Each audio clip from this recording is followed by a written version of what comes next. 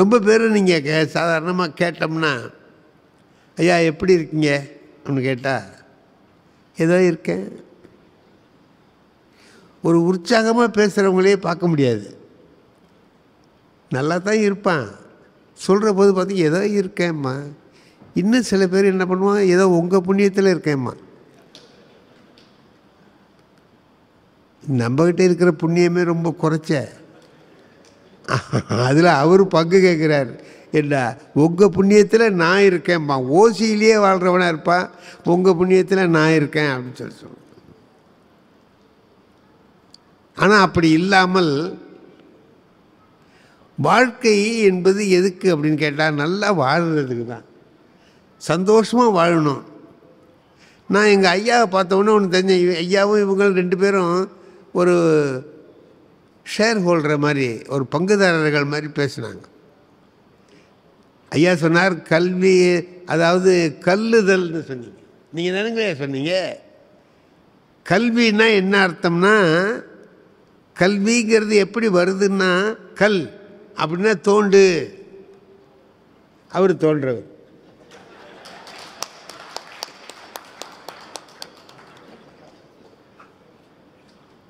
தோன்றவர் முன்னிலை வகிக்கிறார். சிறப்பு சொற்பொழிவு ஆற்ற வந்தவர் சொல்கிறாரு, கல்றதுன்னா தோன்றது. அதாவது உங்ககிட்ட இருந்து தான் கல்வியே தோன்றுதுங்கிறார். கல்லுதல், தோண்டுதல், தோண்டி எடுக்கிறது. ஒரு திருக்குறள் உங்கள் எல்லாருக்கும் தெரிஞ்சது, தொட்டணைத்து ஊரும் எல்லாருக்கும் தெரியும். மணற்கேணி மாந்தர்க்கு கற்றணைத்து ஊரும் அறிவு. இதானுங்களே, இதுக்கு என்னங்க அர்த்தம்?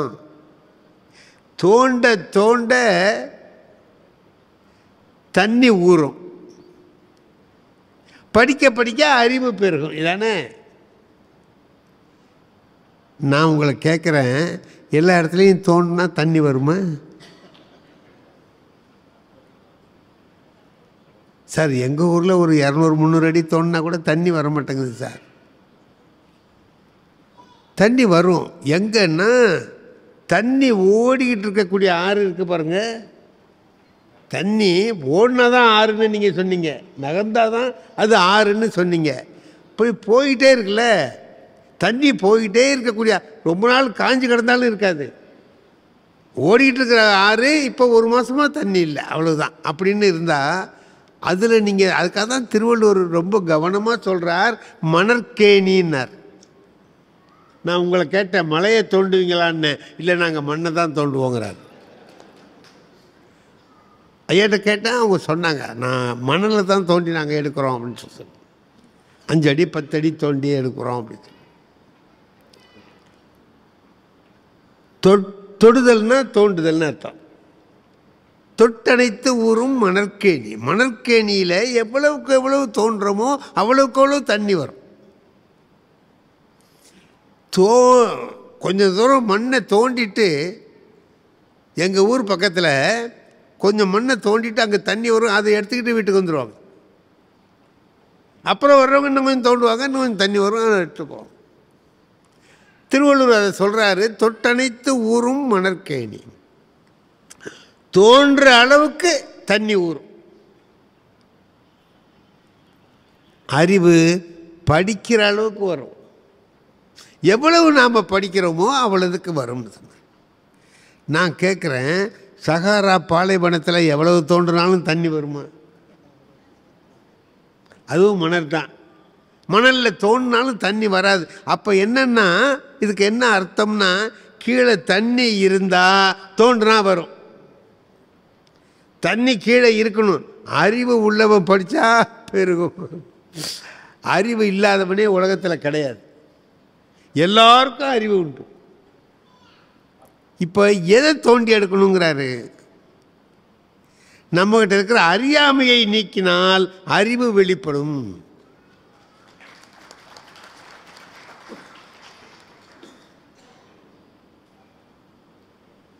அறியாமையை எடுத்துட்டோம்னா அறிவு. திருவள்ளுவர் இன்னொரு குறளில் சொல்கிறார், அரிதோறும் அறியாமை கண்டற்றால். இன்னைக்கு ஒன்று தெரிஞ்சுக்கிட்ட போது தான்ப்பா எனக்கு தெரியுது, நேற்றுக்கு இது தெரியாமல் இருந்தது. நேத்தி நாம் இது தெரியாத முட்டாள தானே இருந்தோம், இன்னைக்கு தெரிஞ்சுக்கிட்டோமே அப்படின்னு நினைக்கிறோம். அரிதோறும் அறியாமை காண்பது போல ஒவ்வொரு நாளும் ஒன்று தெரிஞ்சுக்கிட்டிங்கன்னா நேத்தி இது தெரியாமல் இருந்ததுங்க. சாக்ரட்டிஸு அவன் எவ்வளோ பெரிய அறிஞனுங்கிறதுக்கு விஷத்தை குடித்து சாகணும்னு சொல்லிட்டு அவனுக்கு தண்டனை கொடுத்தாச்சு. என்ன அதுக்கு தப்பு பண்ணார்? அவர் அறிவை பரப்புனார், சிந்திச்சு பாருன்னு சொன்னார். அங்கே ஆட்சி செய்து கொண்டிருந்தவங்களுக்கு அது பிடிக்கல. அது என்ன சிந்திக்க சொல்கிறான்? சிந்திச்சா நம்மளை வச்சுக்க மாட்டானே, சிந்திக்க ஆரம்பித்தா நம்மளை விட்டுருவான். அப்போ சிந்திக்காமல் இருக்கிறது தான் அவனுடைய விருப்பம். எதா இருந்தாலும் ஏன் எதற்கு என்று கேள்னு சொல்லிவிடுகிறார். ரொம்ப பேருக்கு தந்தை பெரியாரை பிடிக்காது. ஏன் தெரியுமா? அவர் யோசிக்க சொல்கிறார், சிந்திச்சு பாருங்கிறார். நமக்கு தான் அது நம்பிட்டு போயிடுறது தான் நல்லது. அதில் இடையில போய் சிந்திக்கிறதுக்கெல்லாம் நம்ம வச்சுக்க மாட்டோம். சிந்திச்சு பாருறா பிடிப்பார். கடைசியில் பேச்சை முடிக்கிற போது பெரியார் எப்படி முடிப்பார் தெரியுமா? ஒவ்வொரு கூட்டத்துலேயும் நான் சொல்கிறேனேன்னு நீ நம்ப வேண்டாம், நீ யோசனை பண்ணி பாரு. வீட்டில் போய் நான் சொன்னது உன்னுடைய அறிவுக்கு ஒத்து வந்தால் ஏற்றுக்கோ, இல்லைன்னா தூக்கி போடு. அதுதான் அறிஞர்கள் பேசுகிறது. அதுதான் பேசுனான் சாக்ரட்டிஸ். சாக்ரட்டிஸ் வேற ஒன்றும் சொல்லலை, சிந்திச்சு பார், உன்னையே நீ அறிவாயின்னு. முதல்ல ஒன்றை உனக்கு தெரியுமான்னு கேளு அப்படின்னு. நான் யாருங்கிறது எனக்கு தெரியணும்ல, என்னையே எனக்கு தெரியலன்னா இவரை எப்படி எனக்கு தெரியும்? அப்போ தண்டனை கொடுத்துட்டான். நீ சொன்னதெல்லாம் வாபஸ் வாங்க. நான் வாங்க முடியாதுங்க, நான் தப்பாக சொல்லியிருந்தா வாபஸ் வாங்குவேன், நான் சரியாக தானே சொன்னேன். இந்த மதம் என்ன பண்ணுதுன்னு கேட்டிங்கன்னா, அதில் சொல்லியிருக்கிறதுக்கு மீறி வேறு ஏதாவது சொன்னால் கோபம் வருது. இப்போ கோப்பர்னிக்கஸ் என்னங்க சொன்னான்? பூமி உருண்டையாக இருக்குன்னு சொன்னான். இதில் ஏதாவது தப்பு இருக்கோ? அந்த மத தலைவர்கள்லாம் சேர்ந்து என்ன பண்ணால், போப்பாண்டவர்கள்லாம் சேர்ந்து எங்கள் வேத நூலில் இருக்கிறத மாற்றி நீ சொல்கிற, வாபஸ் வாங்குன்னா. வாபஸ் வாங்க மாட்டேன்னா உனக்கு கொலை தண்டனை. கொன்னுட்டார். இப்போ இருக்கிற போப்பாண்டவர் என்ன பண்ணுறாரு? முந்தி நடந்ததுக்கு மன்னிப்பு கேட்குறார். அது கேட்டால் என்ன, கேட்காட்டி என்ன, ஏ கேட்குறார். அவன் செத்துப்பிட்டான், அவனை சாகடிச்சிட்டான். என்ன சொன்னான்? ஒன்று உருண்டையாக இருக்குன்னு சொல்கிறான், யோசிச்சு பாரு, ஒத்துக்க முடியுதான்னு பாரு. அவன் பல காரணம் சொல்லி இந்த பூமி உருண்டையாக இருக்குன்னு சொல்கிறான். புறப்பட்ட இடத்துக்கே வந்து சேரலாண்டான்னு சொல்கிறான். உருண்டையாக இருந்தால் தானே வர முடியும், தட்டையாக இருந்தால் போய் விழுந்துட மாட்டேன் கேட்குறான். அது சரிதானேன்னு யோசிக்க வேண்டாமோ? அதான் அப்படி தண்டனை கொடுத்தாச்சு. நாளைக்கு காலையில் அவனுக்கு விஷம் கொடுக்க போகிறாங்க. இன்றைக்கி ராத்திரி சிறையில் இருக்கிறான். இருக்கிற போது அவனுடைய அடுத்த அறையில் இருக்கிற சிறையில் இருக்கிற ஒருத்தன் பாட்டு பாடிட்டு இருக்கான். பாட்டு பாடுறான், ஒரு நாட்டுப்புற பாட்டு பாடுறான். சாக்ரட்டிஸ் இது வரைக்கும் அந்த பாட்டு கேட்டதில்லை. அதோட கருத்து ரொம்ப நல்லா இருக்கு. இந்த சிறை காவலனை கூப்பிட்றார். அந்த ஆளை நான் பார்க்க முடியுமான்னு கேட்குறாரு. எதுக்குங்கிற, அவன் பாடின பாட்டு நல்லா இருக்கு, அது யார் எழுதுனா, எங்கே நீ கற்றுக்கிட்டேன்னு அவன்கிட்ட தெரிஞ்சுக்கணும்னா அவனை கூப்பிடுங்க, இன்னொரு தடவை பாட சொல்லி கேட்கணுங்கிறார். ஏண்டா காலையில் சாவ போகிற நீ இதை தெரிஞ்சுன்னா உனக்கு தெரியாட்டேன்னா எவனும் சாவ போகிறவன் என்ன நினச்சிக்கிட்டு இருப்பான்? ஐயோ உயிர் போகுதுன்னு அழுதுகிட்டு இருப்பான். நீ ஏன் அதை இல்லை அவரை கூப்பிட்டு அதெல்லாம் கேட்டு தெரிஞ்சுக்கிறார்.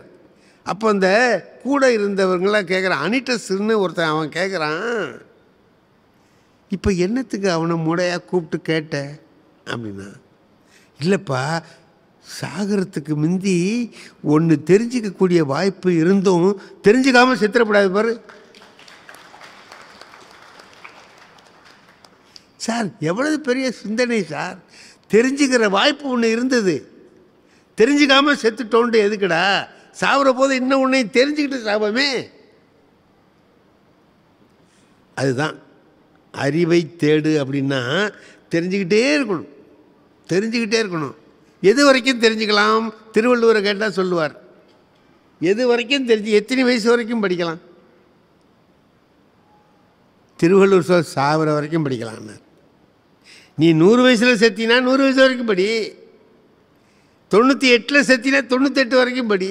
என்னைக்கு சாந்துணையும் கல்லாதவார் யாதானும் நாடாமால் ஊராமால் என் ஒருவன் சாந்துணையும் கல்லாதவார். டேய், உனக்கு எல்லா நாடும் ஓ நாடுன்னு ஆகணும்னா இவர் எல்லா நாட்டுக்கும் போய்ட்டு விட்டார். ஒன்றே ஒன்று தான் இவருக்கு முதல் என்ன? கல்வி தான். அந்த கல்வியை வச்சுக்கிட்டு ஊரில் உலகம் பூரா சுற்றிட்டு வந்துட்டார். அந்தந்த நாட்டில் உள்ளவங்களும் அவங்க பிள்ளை மாதிரி இவரை பார்த்துருக்காங்க இல்லையா? திருவள்ளுவர் சொல்கிறார், யாதானும் நாடாமால், எந்த நாடாக இருந்தாலும் என்னுடைய நாடு. யாதானும் ஊராமால், எல்லா ஊரும் என் ஊர். யாதும் ஊரே யாவரும் கேளிர், எல்லா ஊரும் என் ஊர் தான், எல்லாரும் என் உறவினர்கள்.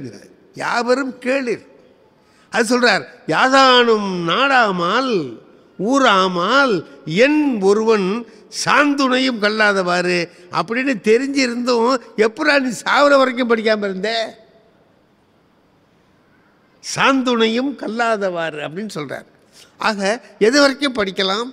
கடைசி வரைக்கும் படிக்கலாம், கடைசி வரைக்கும் தெரிஞ்சுக்கலாம். வாழ்க்கை என்பது உட்கார்ந்து அழுவுறதுக்கு அல்ல. அழவே வேண்டாம்.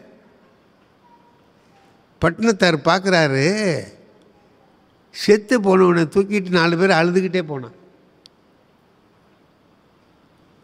அதுக்கு அவர் சொல்கிறாரு, செத்த பிணத்தை சாக போகும் பிணங்கள் தூக்கி கொண்டு அழுது கொண்டு போகின்றன. இவன் நாளைக்கு சாக போகிறான், என்னமோ இன்னைக்கு செத்தவனை பார்த்துட்டு இவர் அழுகுறார். இல்லை, நான் எது வரைக்கும் வாழ முடியுமோ அவருக்கு வாழ்ந்தால் தான் அவன் மனுஷன். கடைசி வரைக்கும் வாழ தெரிஞ்சிருக்கணும், வாழணும். வாழ்க்கை வாழ்வதற்கே அப்படின்னா நாம் ஒன்று சொல்கிறோம் பாருங்க. ஒன்றே ஒன்று, என் தலையில் அதை தான் சார் எழுதியிருக்காம்மா. என் தலையில் அதான் என்னமோ இவர் தலையில் மொட்டை அடித்து பார்த்தது மாதிரியா இல்லை எழுதியிருக்கிற மாதிரி நினச்சிக்கிட்டு என்ன இதில் அதான் எழுதியிருக்கு அப்படிமா. குன்றக்குடி அடிகளார் சொல்லுவார், தலையில் பிரம்மா எழுதியிருக்கான்னு சொல்கிறானே, இது சாத்தியமா, இது நடக்குமா? ஏன்னா பார்பர் ஷாப்பில் முடி வெட்டிக்க போகிறவன் கொஞ்ச நேரம் தலையை காட்ட மாட்டேங்கிறான், இங்கே ஆட்டுறான் அங்கே ஆட்டுறான். இவனா எழுதி முடிக்கிற வரைக்கும் காட்டியிருப்பான்.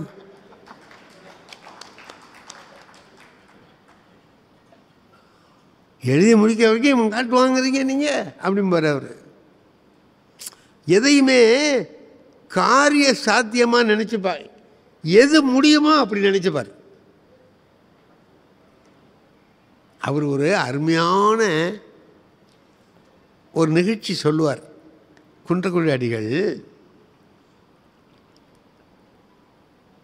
ஒருத்தர் பழனிக்கிட்ட ஒரு 20-25 கிலோமீட்டர் தூரத்தில் உள்ளவர் வாழை தோட்டம் போடுறார். போடும்போது அவர் வேண்டிக்கிறார், சாமிகிட்ட வேண்டிக்கிறார், முருகா நல்லா விளைஞ்சதுன்னா, தாரெல்லாம் நல்லா பெருசு பெருசாக வந்ததுன்னா முதல் தார் வெட்டி உனக்கு கோயில் கொடுத்துட்றேன்.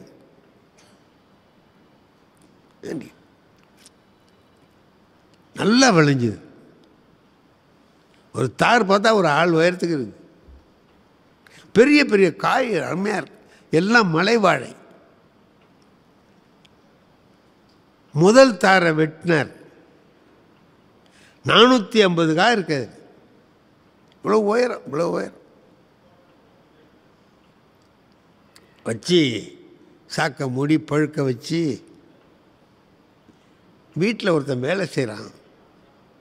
அவனை கூப்பிட்டு, இந்தா இதை கொண்டு போய் பழனி கோயிலில் கொடுத்துட்டு வா. அந்த கோயில் அதிகாரி இருப்பார், ஈவோ இருப்பார், அவர்கிட்ட பழம் வந்துன்னு ஒரு சீட்டு எழுதி வாங்கிட்டு வாடா அப்படின்னு. அதில் 450 பழம் இருக்குது. எண்ணிட்டார். கொடுத்துட்டு சான்று ஒரு சர்டிஃபிகேட் வாங்கிட்டு வா அப்படிங்கிறார். சரியான்னு தூக்கிட்டு போகிறான். சாமிக்கு தாறு கொடுத்து அனுப்பணுங்கிற நினப்பு இருந்ததே தவிர தூக்கிட்டு போகிறவனுக்கு சோத்துக்கு 10 ரூபா கொடுக்கணும்னு நினைப்போம் இல்லை. தூக்கிட்டு எவ்வளோ தூரம் போகிறான்ல தாரை தூக்கிட்டு, அவனுக்கு போகிற வழியில் பசிக்குமே கொடுக்கணும்னு அவருக்கு அந்த ஞாபகம் வரல. கொண்டு கொடுத்துட்டு ரசீது வாங்கிட்டு வா அப்படின்ட்டாரும் போயிட்டான். போகிற வழியில் அவனுக்கு காலையிலையும் அவன் சாப்பிடல, வெயிலில் போகிறான், பசியாக இருந்தது, இறக்கி வச்சான், ஒரு 6 பழத்தை பிச்சு தின்னுட்டான். அவன் என்ன பண்ணுவான், பசி தாங்கலை, 6 பழத்தை தின்னுட்டான். கொண்டு போய் கொடுத்தான். ரசீது வாங்கிட்டு சொன்னாங்க ஐயா அப்படின்னு கொண்டு ஈவோக்கிட்ட சொன்னான். அந்த ஈவோ என்ன பண்ணார், எண்ணி பாருடான்னார். ஒருத்தனை விட்டு என்ன சொன்னார், 444 பழம் இருந்துச்சு, 6 தான் போயிட்டு இல்லை, 444 பழங்கள் வந்து சேர்ந்தன அப்படின்னு எழுதி கையெழுத்து போட்டு கொடுத்துட்டேன். அதை வாங்கிட்டு வந்து இவன் கொடுத்தான் இவர்கிட்ட. டேய் என்னடா 450 கொடுத்தேன், 444 அந்த ஆள் எழுதியிருக்கான், 6 எங்கடான்னா. சாமி பசியாக இருந்தது, நான் சாப்பிட்டேன், என்னால் தாங்க முடியலைங்க, அதனால் ஏண்டா சாமிக்கு கொடுத்தது நீ தின்ன? ஏண்டா சாமிக்கு பூஜைக்காக கொடுத்தது பஞ்சாமிர்தத்துக்காக நான் கொடுத்து அனுப்புனேன், அதை நீ தின்னிருக்கிய பாவி, உருப்பிடுவியா, போவையா, வருவியான்னா பெரிய ஒரு சாட்டை எடுத்துட்டு வந்து அடி பின்னி விட்டார். இந்த பயலை கட்டி போடுறா தூணில் அப்படின்ட்டு. முருகனுக்கு கொடுத்தா இந்த பையன் தின்றுருக்கிறான். முடிஞ்சது ராத்திரி படுக்கிறாரு, சாப்பிட்டுட்டு தூக்கத்தில் முருகன் வர்றான், கனவுல முருகன் வர்றான். பா நீ அனுப்புன வாழைப்பழம் ரொம்ப ருசியாக இருந்துச்சுப்பா, ரொம்ப நல்லா இருந்தது, இவ்வளவு ருசியான பழம் நான் இது வரைக்கும் சாப்பிட்டது இல்லை.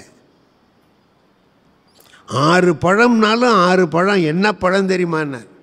என்ன 6ஆ? 444 இல்லை கோயில், அது எனக்கு தெரியாது, கோயிலுக்கு கொடுத்ததை பற்றி எனக்கு தெரியாது. அந்த ஏழை சாப்பிட்டான் பாரு 6 பழம், அது நேரடியாக எனக்கு தான் வந்ததுன்னார்.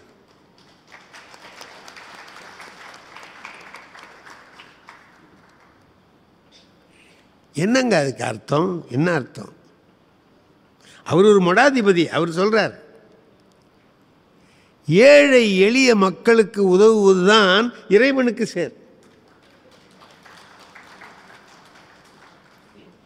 இறைவனுக்கு நேரா செஞ்சினா ஏழைக்கு வராது, ஏழைக்கு செஞ்சினா ஏழைக்கும் கிடைக்கும், இறைவனுக்கும் போய் சேர். வாரியார் சாமி இதை எப்படி சொல்லுவார் தெரியுமா? அழகா சொல்லுவார். தபால் பொட்டியில் கொண்டு போய் தபாலை போட்டோம்னா, இப்போ தபால் போடுறதெல்லாம் ஒன்றும் இல்லை, நின்று போச்சு. என்ன, தபால் பொட்டியில் கொண்டு போய் தபாலை போட்டோம்னா அது தபால் பொட்டிக்கும் போகும், தபால் ஆஃபீஸுக்கும் போகும். அங்கே போய் தானே முத்திரை குத்தி அனுப்புவான். தபால் பொட்டியில் போடுறது தபால் பொட்டிக்கும் போகும், தபால் ஆஃபீஸுக்கும் போகும்.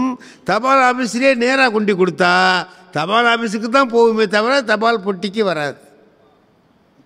ஆண்டவன்கிறது தபால் ஆஃபீஸ், அடியார் என்பவன் தபால் பொட்டி.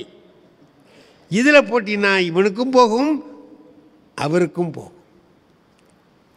அதை திருமூலர் ஒரு பாட்டில் சொல்கிறார். அவர் சித்தர் இல்லையா, அவர் அழகாக சொல்கிறார். 2 கோயில் சொல்கிறார். ஒன்று நடமாடுற கோயில், இன்னும் ஒன்று படமாடுற கோயில். அது நம்ம கோயில் சாமி பசுபதீஸ்வரர் இருக்கிறது படமாடும் கோயில். நீங்களும் நானும் நடமாடும் கோயில். அவர் சொல்றார், நடமாடும் கோயில் நம்பருக்கு ஒன்று ஈயின். நம்ம மனுஷனுக்கு ஒன்று கொடுத்தீங்கன்னா படமாடும் கோயில் பகவருக்கு அங்கு அது ஆமே. படமாடும் கோயிலில் இருக்கிற பகவனுக்கு அது போய் சேரும். படமாடும் கோயில் பகவருக்கு ஒன்று ஈயின். படமாடும் கோயிலில் கொண்டு நேராக கொடுத்தீங்கன்னா நடமாடும் கோயில் நம்பருக்கு அங்கு அது ஆகா. ஏழை எளிய மக்களுக்கு உதவுனா அங்கே போய் சேரும். நீங்கள் எல்லாத்தையும் நம்ம படிக்கிறோம் இல்லை, படிக்கிறோமே அதனுடைய உட்பொருளை புரிஞ்சுக்கிட்டோமா? நம்ம அதனுடைய உட்பொருள் என்னன்னு புரிஞ்சுக்கிட்டோமா? நம்ம தமிழில் இருக்க மாதிரி நுணுக்கமாக உலகத்துக்கே செய்தி சொன்ன நூல்கள் வேறு மொழிகளில் இல்லைங்க. நம்ம மொழியில் அவ்வளவு இருக்குது. புது வேட்டி, புது சட்டை, இந்த கையில் இதெல்லாம் போட்டு மோதிரம் போட்டு செயின் போட்டு மாலை போட்டு பலியாடு மாதிரி கூட்டி போவாங்கள்ல. அப்போ நம்மளுக்கு ஒன்றும் தெரியாது. ஃபஸ்ட்டு கல்யாணமா ஒன்றும் புரியல. அப்படியே நேராக போயிட்டு எங்கள் மாமனார் காலில் எழுந்தவுடனே அவர் சொன்னார், மாப்பிள்ளை என் பொண்ணை நான் குழந்த மாதிரி வளர்த்துருக்கேன்னு. மறுபடியும் சுருன்னு ஏறுது. அப்போ எங்கள் வீட்டில் என்ன மாடு மாதிரியா வளர்த்தாங்க? டாய், உங்கள் வீட்டில் பொம்பளை குழந்தை, எங்கள் வீட்டில் ஆம்பளை குழந்தை. பொறுமை. எல்லாத்துக்கும் கோச்சிக்கினாக்கா வாழ்க்கை சரியாக வராது சார். எல்லாத்துக்குமே அப்படி தான். நமக்கு பொறுமை இருந்தது வச்சுங்க, எல்லாத்துலேயும் ஜெயிக்கலாம். சின்ன சின்ன விஷயம். காலையில் பஸ்ஸில் ஏறுறோம் சார், சில்லறை இல்லை. கவர்மெண்ட் பஸ்ஸு 500 ரூபா நீட்டுறீங்க. கண்டக்டர் என்ன பண்ணுவார்? ரொம்ப நாகரிகமாக இறங்கிடுங்கன்னு சொல்லுவார் இல்லை. உடனே நீங்கள் சில்லறை நீ தான் எடுத்துனோன்னா பொறுமை. ஒன்றும் இல்லைங்க, ரொம்ப கோபமே பட வேணாம். அதே கண்டக்டர்கிட்ட, சார் சில்லறை இல்லை, 500 ரூபா கிட்ட உங்களுக்கு தெரியும், எனக்கு உங்கள்கிட்ட சில்லறை இருக்காதுன்னு தப்பாக நினச்சிக்காதீங்க. இந்தாங்க டிக்கெட்டை கொடுங்க. எனக்கு 500 ரூபாய்க்கு முன்ன பின்ன இருந்தால் கூட பரவாயில்ல, சில்லறை கொடுங்க. நீங்கள் அந்த மாதிரி ரொம்ப பொறுமையாக ஹேண்டில் பண்ணுங்களேன். கண்டிப்பாக சொல்கிறேங்க, நீங்கள் இறங்கிறதுக்குள்ளே கரெக்டாக சில்லறையே கண்டக்டர் கொடுப்பாரு. உங்களை எதிர்த்து ஒரு வார்த்தை பேச மாட்டார். அதுக்கு காரணம் என்னென்னா நீங்கள் காட்டிய பொறுமை. சில பேர் பேங்க்கில் போய் குதிப்பான். 1 மணிக்குள்ளே டிடி எடுக்கணும். 1லேருந்து 2 மணி வரையும் லஞ்ச் டைம் பேங்க்கு. நம்ம வேலை ஆகணுங்க. 12:45 உள்ளே போகிறோம், பேங்க்கில் லஞ்சுன்னு போட்டு வச்சுக்கிறான். நீங்கள் அங்கே போய் ரூல்ஸ் பேச முடியாது. போடா அப்படின்வாங்க. போய் கெஞ்சணும், தப்பு இல்லை. ஒரு பொறுமை இருந்ததுனாலே போதுங்க. இப்போ நமக்கு மேலே அதிகாரியாக சொல்லுவான் தெரியுமா, பார்த்துக்கிட்டீங்களா? என்ன மாதிரி ஒரு நல்லவன் இங்கே உண்டா ஆஃபீஸ்லன்னுவான். இருச்சலாக இருக்கும். ஏன்னா நமக்கு தெரியும் அவன் பக்கா கேடின்னு. சொல்ல முடியுமா? பொறுமை. சார் உங்களுக்கு தெரியாதா சார்? அவ்வளோதான். அப்போ அவனுக்கு புரிஞ்சிடும். மகாகவி பாரதி சொல்கிறான், யோகம் யாகம்லாம் வேற, ஊருக்கு உழைப்பது யோகம், நலம் ஓங்கிடுமாறு பணி செய்தல் யாகம், போருக்கு நின்றிடும் போதும் மனம் பொங்கல் இல்லாத அமைதி மெய்ஞானம். பொறுமையாக இருக்குது தான் மெய்ஞானம். பொறுமையாக இருக்கணும் சார். பொறுமையாக இருந்தால் தெய்வம். ஒரு ஊரில் தேர் விழா நடக்குது. தேர் 4 மாட வீதி சுற்றிட்டு வந்து நிற்கிது. அந்த பக்கத்தில் ஒரு கார்ப்பரேஷன் லாரி போகுது, குப்பை வண்டி. இந்த கார்ப்பரேஷன் லாரி தேரை பார்த்துது. உனக்கு வந்த வாழ்வு பாருந்துச்சு. என்னென்ன இந்த ஜனங்க இருக்காங்களே ரொம்ப நன்றி கெட்டவனுங்கச்சு. யார்? குப்பை லாரி. ஆமாம், நீ 364 நாள் அமைதியாக இருக்க, பொறுமையாக. ஒரே நாள் தான் சுற்றி வர. நான் 365 நாளும் ராத்திரி பக்கம் காலையில் சாயங்காலம் ஒவ்வொரு தெருவுக்குள்ளே போய் குப்பை எடுத்துனுக்கிறேன். ஆனால் இந்த ஜனங்க ரொம்ப நன்றி கேட்டவனுங்க. என்னென்னா, உன்னை பார்த்தா கும்புறான், நீ வருஷத்துக்கு 1 நாள் தான் வர. என்ன பார்த்தா மூக்க முடிகிறான். நன்றி கேட்டவங்க இது. சரி சொல்லிச்சான், அப்படி இல்லை, ஜனங்களை தப்பு சொல்லாத. 364 நாட்கள் பொறுமையாக காத்திருந்ததனால் என் உள்ளே தெய்வம் நின்றது. அதனால் மக்கள் என்னை கும்பிடுகிறார்கள்.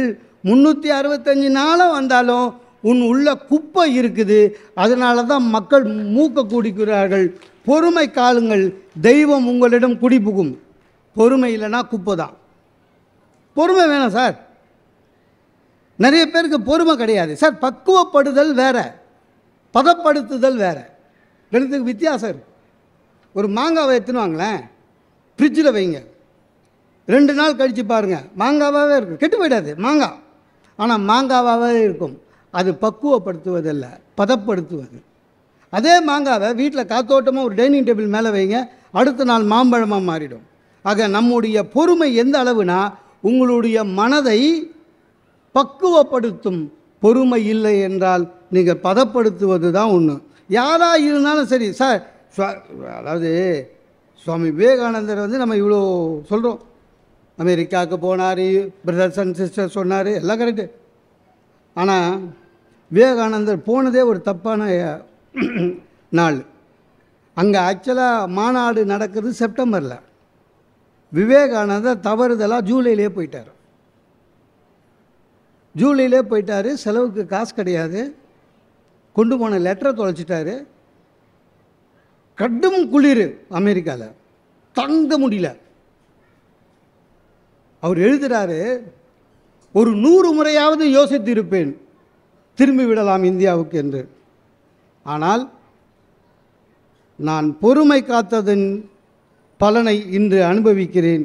இல்லை என்றால் இந்த வெற்றி என்னை அடைந்திருக்காது. சுவாமி விவேகானந்தர் பொறுமையாக இருக்கணும். உடனே திரும்பி வந்திருந்தார்னா இன்றைக்கி நம்மளுக்கு விவேகானந்தர் தெரிஞ்சிருக்காது. பொறுமை நிறைய பேருக்கு அது இல்லை. யார் எதை சொன்னாலும் சரி சார், கொஞ்சம் 1 நிமிஷம் பொறுமையாக இருங்க போதும். யார் எதை சொன்னாலும் சரி கொஞ்சம் பொறுமையாக இருக்கணும். இந்த உலகத்தில் நிறைய விஞ்ஞான கண்டுபிடிச்சவர் எடிசன் இல்லையா? அவரை பார்க்க ஒரு பெரிய மனுஷன் போனார். அவரும் சயின்டிஸ்ட்டு. அவர்கிட்ட போய் நீங்கள் 1000க்கு மேலே கண்டுபிடிச்சிருக்கீங்க, நான் கூட ஒன்று கண்டுபிடிச்சிருக்கேன்னார். என்னென்ன? ஒரு என்ஜின் கண்டுபிடிச்சிருக்கேன், அதை வச்சா அது ஓடும். எடிசன் சொல்லியிருக்காரு. எது எவ்வளோ பெரிய ஆராய்ச்சியாளர், அவர் சொல்லியிருக்காரு அதெல்லாம் ஓட முடியாது. ஒன்று ஒரு பொருளை இழுக்கணும், இல்லை தள்ளணும், தானாக போகாது.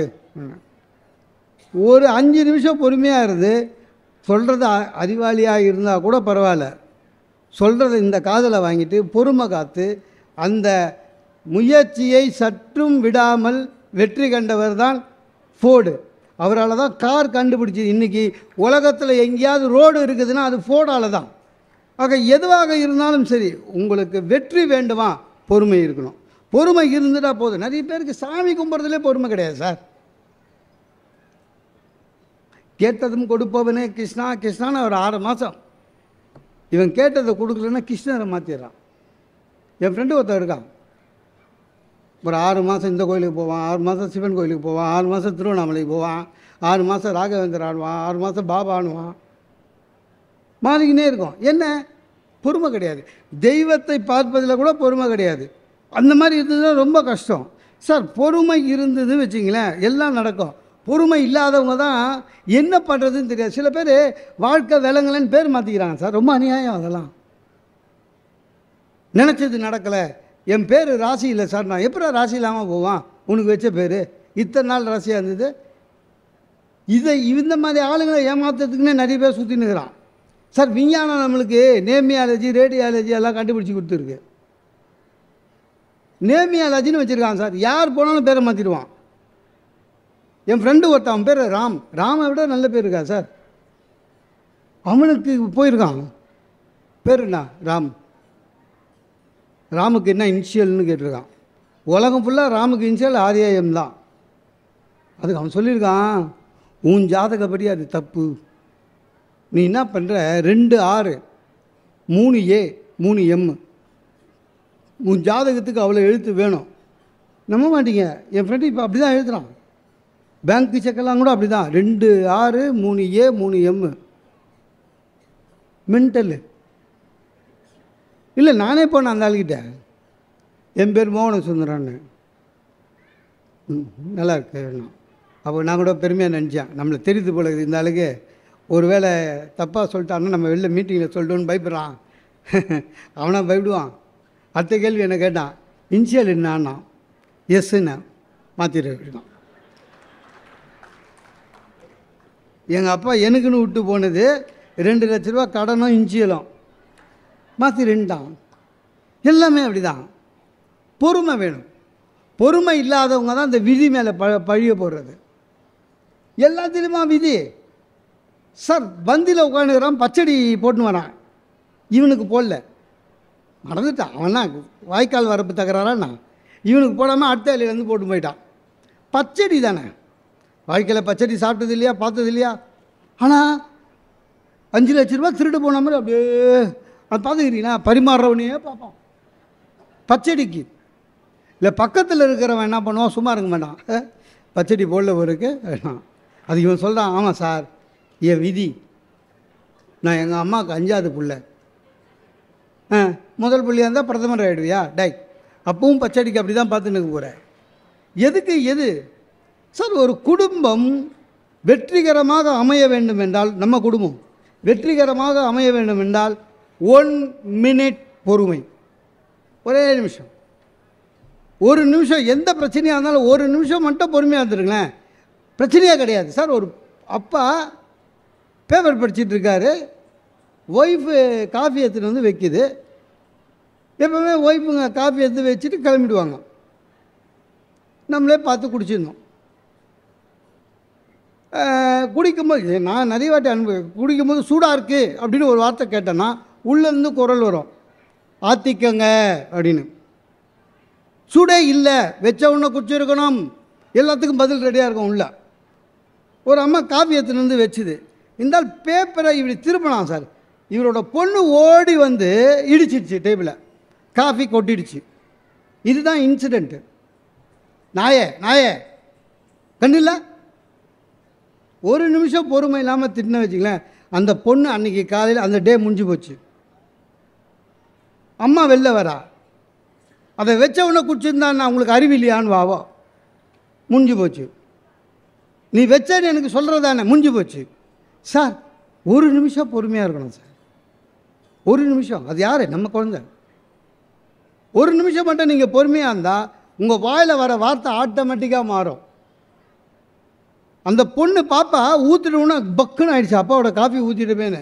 உடனே அந்த 1 நிமிஷம் பொறுமைக்கு அப்புறம் என்ன சொல்லுவான், விடுப்பா விடுப்பா, காலைல அடிபட்டுதாடா, அடி இல்லைல்ல, போ போ போ போ. ஒய்ஃபு உள்ளேருந்து வருவாங்க, ஒய்ஃபுக்கிட்ட நம்ம என்ன சொல்லுவோம், வச்சவொன்னே குடிச்சிருக்கணும், பாப்பா இடிச்சிருச்சு சொல்லியிருக்கணும். ஒய்ஃபு என்ன சொல்லுவாங்க, நீங்கள் குடிக்கிற வரையும் நின்று டம்ளர் எடுத்து போயிருக்கணுங்க, தப்பு பண்ணிட்டேன். சார் 1 நிமிஷம் பொறுமை ஒரு குடும்பத்தில் காலையில் ஏற்படுகிற ஒரு பெரிய பிரச்சனையை மாற்றுகிறது என்று சொன்னால், அப்போ மொத்தமாகவே பொறுமையாக இருந்தோம்னா, பொறுமை வேணும் சார், பொறுமை வேணும். 1 நிமிஷம் யோசித்தா போதுங்க, பெரிய வெற்றி அடையலாம். ஒரு சிங்கம் கரடி நரி 3 பேரும் ஃப்ரெண்ட்ஸு வாக்கிங் போகிறாங்க. கரடியும் நரியும் சிங்கத்தை பார்த்து சொல்லிச்சு, கொஞ்சம் பசிக்குது ஏதாவது பண்ணுங்களேன் அப்படின்னு. சிங்கம் இரு ஏதாவது மாட்டோன்னு புலி வந்து புலியை பார்த்தோன்னே சிங்கம் ஓடி போய் ஒரே அடிச்சு புலியை கொண்டு வந்து அது போராடி ஜெயிச்சு எத்தனை வருதுல்ல, கொஞ்சம் டயர்டாயிடுச்சு. கரடியை பார்த்துது, 3 பேருக்கு சரியாக ஷேர் போடு அப்படின்ச்சு. இந்த கரடி 1 நிமிஷம் யோசனை பண்ணியிருக்கணும், பண்ணாமல் என்ன பண்ணிச்சு, சிங்கம் ஒரு வார்த்தை சொல்லிச்சுல, என்ன 3 பேருக்கு சரியாக ஷேர் போடுன்னு. அதனால் 3யும் கரெக்டாக ஒரே அளவாக 3. சிங்கம் அப்படி திரும்பி பார்த்த உடனே டென்ஷன் ஆகிடுச்சு சிங்கம். ராஸ்கல், ஒரு பேச்சுக்கு சொன்னோம் 3 பேருக்கு சரியாக, நம்ம எவ்வளோ பெரிய ஆள், போய் அடிச்சுன்னு வந்தது நம்ம தான், சும்மா புதர்கிட்ட நின்று வேடிக்கை பார்த்துட்டு ஷேர் மட்டும் சரியாக, அதுவும் நரிக்கும் ஒரே அதே ஷேர். சிங்கம் கோபம் வந்து டென்ஷன் ஆகி பொறுமையை இழந்து கரடியை ஒரே அடி வச்சது, செத்துப்போச்சு கரடி. இப்போ சிங்கம் சொல்லிச்சு நரிக்கிட்ட, புலி கரடி நம்ம 2 பேருக்கு ஒரே மாதிரி ஷேர் போடு அப்படின்ச்சு. நரி 1 நிமிஷம் யோசிச்சது, ஓகே அப்படின்ட்டு மொத்தமாக ஒரு 90% எடுத்து அப்படி வச்சுது, ஒரு 10% எடுத்து இப்படி வச்சுது. ராஜா, இந்த 90% உங்களுக்கு, 10 எனக்கு. சிங்கத்துக்கு பயங்கர குஷி, இப்படி இவ்வளோ கரெக்டாக ஷேர் பண்ண, சரி சமமா தெரியுது சிங்கத்துக்கு. அப்போது நரி சொல்லிச்சான், எப்படி கற்றுக்கினேன் இதான்னு? கொஞ்ச நேரத்துக்கு முன்னால் கரடிக்கிட்ட கற்றுக்கினேன் ராஜா. டாய் உனக்கு தெரியாதா எனக்கு? அப்படிதாங்க சார். எல்லாத்துக்கும் பொறுமை வேணும் சார். நம்ம வீட்டில் ஒவ்வொரு வீட்லேயும் அம்மா ஒய்ஃபு வச்சுருக்கிற குடும்பங்களில் அம்மாவும் நம்ம வீட்டில் இருக்காங்க வச்சுங்க. ஒவ்வொரு வீட்லேயும் நடக்கிற விஷயம் அது என்ன? சண்டை வரும். சண்டையில் ஒய்ஃபு கண்டிப்பாக கேட்பாங்க, என்ன உங்களுக்கு நான் முக்கியமா உங்கள் அம்மா முக்கியமானு கேட்பாங்கல்ல. ஒரு நிமிஷம் கூட யோசிக்காமல் பதில் சொல்லுவான் சில முட்டாள், எங்கள் அம்மா தானுவான். அவனுக்கும் சோறு இல்லை, அவங்க அம்மாவுக்கும் சோறு இல்லை. ஒரு நிமிஷம் பொறுமையாக யோசி, விடுடா இன்னும் கொஞ்ச நாள் போ அப்படின்னு சொல்லி விட்டுடணும். அந்த இன்னும் கொஞ்ச நாள் யாருக்குன்னு சொல்லக்கூடாது. அதுதான் புத்தாலித்தனம். அதுக்கு நமக்கு தேவை ஒரு நிமிஷம் சார். குழந்தைங்க கேள்வி கேட்டால் கூட பதில் சொல்ல மாட்டான் சார். நம்ம குழந்தைங்க கேள்வி சார், குழந்தைகள் கேள்வி கேட்டால் பதில் சொல்லணும் சார். குழந்தைங்க கேள்வி கேட்டால் கூட பதில் சொல்ல மாட்டான். ஏன்? பொறுமை கிடையாது. தீபாவளிக்கு பட்டாசு வாங்குறாரு அப்பா, எப்பவுமே தெரியல, தீபாவளிக்கு பட்டாசு வாங்கி வெடிக்காதன்னு வாங்கும். அப்புறம் தீபாவளிக்கு வாங்கினதே கொஞ்சம் முறைக்க நம்ம எதிர்க்கே கொஞ்சம் பேக்கெட் எடுத்து பண்ணையில் வைப்பாங்க. பையன் கேட்பான் எதுக்குன்னு. ஏன்னா அது கார்த்திகை தீபத்துக்கு வச்சுருக்காங்க. அப்புறம் இன்னொரு பண்டிகைக்கு பையன் டென்ஷன் ஆகிட்டான். வந்ததே கொஞ்சம், அதில் பாதி மேலே போயிடுச்சுன்னு. பையனுக்கு டெய்லி அந்த பட்டாசை பார்த்து என்றைக்கு ஃபங்க்ஷன் வரும், என்றைக்கு பண்டிகை வரும்னு. ஏன்னா குழந்தைங்களுக்கு நம்ம எது பண்டிகை எது பூஜைன்னு சொல்லித்தரல. பையன் வீட்டில் விசேஷம்னா எல்லாமே பண்டிகைன்னு நினச்சினுக்கிறான். சரியா? அன்றைக்கி மாலை அமாவாசை, வீடு பெருகி கிருக்கி சுத்தம் பண்ணுறாங்க, பூஜை நடக்குது. பையன் நினச்சிங்கன்னா இன்றைக்கி பண்டிகை போல இருக்குதுன்னு அவங்க அப்பா கிட்டே கேட்குறான், அப்பா இன்றைக்கி பண்டிகை எது? மாலை அமாவாசை, பட்டாசத்து கூட வெடிக்கணும்னா. அதில் ஒரு நிமிஷம் பொறுமையாக அவனுக்கு சொல்லி கொடுத்துருக்கலாம். இன்றைக்கி பண்டிகையில் படாது, நீ தானே சொன்ன பண்டிகை இன்றைக்கி பட்டாது, அப்போ எப்போ தான் வெடிக்கிறது அப்படின்னா. இந்த டென்ஷனில் நான் பண்ணான், நான் செத்தா வெடி அப்படின்ட்டான். பையன் சொன்னால் அதுக்குள்ளே நம் திருமேனா. அவன் கவலை அதுதான், அதுக்குள்ளே நம் திருமேனா. சார் இப்போ கூட நிறைய பேர் டெத்து போகும்போது பட்டாசு வெடிக்கிறாங்கல்ல, அதெல்லாம் அவங்கவுங்க அப்பா சொன்னதுனால ஒன்றும் பண்ண முடியாது. ஒரு பொறுமை இருக்கணும். ஒன்றும் இல்லைங்க, நீங்கள் எந்த காப்பியத்திலேயே ஒன்றாலும் பாருங்கள், பொறுமை இழக்கிற போது அந்த கதாபாத்திரம் மேலேருந்து கீழே கொடுத்துரும். மகாபாரதத்திலே தருமனை போல ஒரு பொறுமைசாலி யாருமே இல்லை. நச்சு பொய்கையிலே தன் தம்பிகள் எல்லாம் விழுந்து செத்து கிடக்கிற மாதிரி இருக்குது. ஆனால் அந்த அசிரடி கேட்ட கேள்விகளுக்கெல்லாம் பொறுமையாக பதில் சொல்லி உத்தமனாக நான் தருமன். பாதி ராஜ்யத்தை எடுத்துகிட்டு துரியோதனன் திருப்பி தரமாட்டேன்னா டென்ஷன் ஆகலை. தம்பிகளை அடக்கி தர்மத்தை காத்தான். பொறுமை. இது பொறுப்பதில்லை தம்பி, எரிதல் கொண்டு வா, கதிரை வைத்து இழந்தான் அண்ணன் கையை எரித்திடுவோம் பீமன் சொன்னான். அப்பவும் பொறுமை. சூதாடினான், மனைவி வச்சு இருந்தான், அடிமையானா, 12 வருஷம் காட்டில் இருந்தான், அஞ்ஞான வாசம் இருந்தான். பொறுமை. கிருஷ்ணனை அனுப்பி ஏதாவது ஒன்று கிடைக்கதான் பரவாயில்ல, 5 நிலம் 5 வீடு, ஓகே பொறுமை. ஆனால் சார் பொறுமையை இழந்துட்டீங்க வச்சிங்களேன், நம்மளை உண்மையான கோர முகம் வெளில வந்துடும். நிறைய பேருக்கு அது தெரியாது. நம்ம நல்லவன் மாதிரி எல்லா இடத்துலையும் வேஷம் போடலாம் சார், எல்லா இடத்துலையும் வேஷம் போடலாம். ஆனால் நீங்கள் பொறுமையை இழந்துட்டீங்கன்னா உங்களுடைய நிஜ முகம் வெளியில் வந்துடும். தருமனுக்கு வந்தது என்ன? தருமனுக்கும் கர்ணனுக்கும் சண்டை வருது சார். கர்ணன் தருமனை அடித்து துவைச்சி கொன்னுலான்னு யோசிக்கிறான். ஆனால் தாய்கிட்ட கொடுத்த வர ஞாபகம் வருது. என்ன? அர்ஜுனனை தவிர மீதி பேரை கொல்ல மாட்டேன்னு. அதனால கர்ணன் என்ன பண்ணுவான்? தருமனை ஓடிப்போ அப்படின்ட்டுவான். அந்த அவன் ஓடிப்போன்னு சொன்னாங்களே, ரொம்ப அவமானப்பட்டுருவான் தருமன்.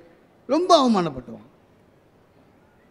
ரொம்ப அவமானப்பட்டதுனால வந்து அர்ஜுனன்கிட்ட சொல்லுவான், நீ என்ன பண்ணுவியோ எனக்கு தெரியாது, நாளைக்கு கர்ணனை கொல்லணும், நாளைக்கு கர்ணனை கொல்லணும். அப்போவே பொறுமை இழந்து தருமனுடைய நிஜ முகம் வெளியில் தெரிய ஆரம்பிச்சது. நாளைக்கே கர்ணனை கொல்லணும். அடுத்த நாள் போர் நடக்குது, கர்ணனை கொல்ல முடியல. அர்ஜுனன் திரும்பி வரான். பாசறைக்குள்ளே வந்த உடனே முதல் கேள்வி தர்மம் ஓடி வந்து, கர்ணன் செத்துட்டானா அப்படின்வான். அது நான் இல்லையே வேணாம் சார். அந்த இடத்துல பொறுமை இழந்ததுனால் தர்மனுடைய நிஜ முகம், அதுவரை நல்லவராக நடிச்சிருந்தான்ல, நிஜ முகம் நீ எல்லாம் ஒரு தம்பியா, உன் கையில் இருக்குதுன்னா காண்டிவமா, என்ன ஒரு வில்லு, பயங்கர சண்டை. அப்போது தர்மன் என்பவன் பொறுமைசாலி, தர்மன் என்பவன் தர்மத்தை பார்த்து எல்லாம் உடஞ்சிது. ஏன்? ஒரு நிமிஷம் அவன் பொறுமையை பண்ணி முடிஞ்சுட்டான். சார், பொறுமை இல்லாமல் எல்லா இடத்துலையும் குலைக்கிறதுக்கு நம்ம என்ன நாயா சார்? நாய் பார்த்துக்கிறீங்களா? நம்ம வீட்டு நாய் தான். நைட்டு கம்முன்னு இருக்கும், ஏதாவது பூனை கிராஸ் பண்ணோம், போ அப்படின்னும். நைட்டு எல்லோரும் தூங்குறாங்க, குலைக்கக்கூடாது, அதுக்கு அது ஏதோ ஒரு உருவம் குலைக்கணும். நீங்கள் எது நடந்தாலும் சரி, வாழ்க்கையில் ஒரு நிமிடம் பொறுமையாக இருங்கள், உங்கள் வாழ்க்கை மாறும். பொறுமை இல்லை. ராமகிருஷ்ணர் அற்புதமான ஒரு கதை சொல்லுவார். என்னென்னா, ஒருத்தன் போய் கிணறு தோண்டினான், ஒரு 30 அடி தோண்டினான், அடச்சே அப்படின்னு போயிட்டான். திருப்பியும் போனான், அடுத்த நாள் வந்தான், ஒரு 31 அடி தோண்டினான், அடச்சே அப்படின்னு போயிட்டான். 3வது நாள் வந்தான், 32 அடி தோண்டினான், தண்ணி வரல, சே போ அப்படின்ட்டான். அப்போ அந்த பக்கமாக ஒரு துறவி வந்தார். என்ன பிரச்சனைன்னாரு. தண்ணி வரல. டாய் லூஸு, முதல் நாள் எவ்வளோ தோண்டினா? 31, 2வது நாள் 32, 3வது நாள் 33. ஒன்று செய், இந்த 33 மறுபடியும் இன்னொரு புதிய கிணறு தோண்டாத, 33 தோண்டுனா. சார் நம்ப மாட்டீங்க, 34வது அடியில் தண்ணி வந்துடுச்சு. உன் பொறுமை இல்லை, 3 கிணறு தோண்டி இருக்க. பொறுமை ஒரு நிமிடம் இருந்தால் போதும். ஒன்றும் இல்லைங்க, பொறுமை இருந்தால் என்ன தெரியுமா?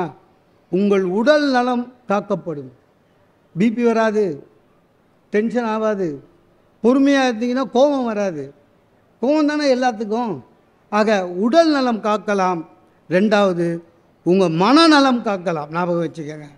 ஒரு மனிதன் ஆரோக்கியமாக இருக்கிறான் என்று சொன்னால், யுஎன்ஓ சொல்லுது, ஆரோக்கியம் என்பது வெறும் உடம்பு சம்பந்தப்பட்டதல்ல, உள்ளமும் சம்பந்தப்பட்டது. ஆக உள்ளமும் உடலும் ஆரோக்கியமாக இருக்க வேண்டும் என்றால் நீங்கள் பொறுமையை காருங்கள். நாளையிலிருந்து இப்போவே நீங்கள் நிறைய பேர் நினைக்கிறீங்க, சே எப்போ முடிப்பான்னு தெரியலையேன்னு, கொஞ்சம் பொறுமையை இழப்பீங்கல்ல. அதனால் நாளையிலிருந்து எப்பொழுது டென்ஷன் வராமல் இருந்தால் ஒரு நிமிடம் பொறுமையை காத்திருங்கள், உங்கள் வாழ்க்கை வளமாகும். வாய்ப்புக்கு நன்றி பாராட்டி விடைபெறுகிறேன். நன்றி. இந்த தகவல் உங்களுக்கு பிடிச்சிருந்தா லைக் பண்ணுங்க, உங்க ஃப்ரெண்ட்ஸுக்கு ஷேர் பண்ணுங்க, மறக்காம எங்க சேனலுக்கு சப்ஸ்கிரைப் பண்ணுங்க.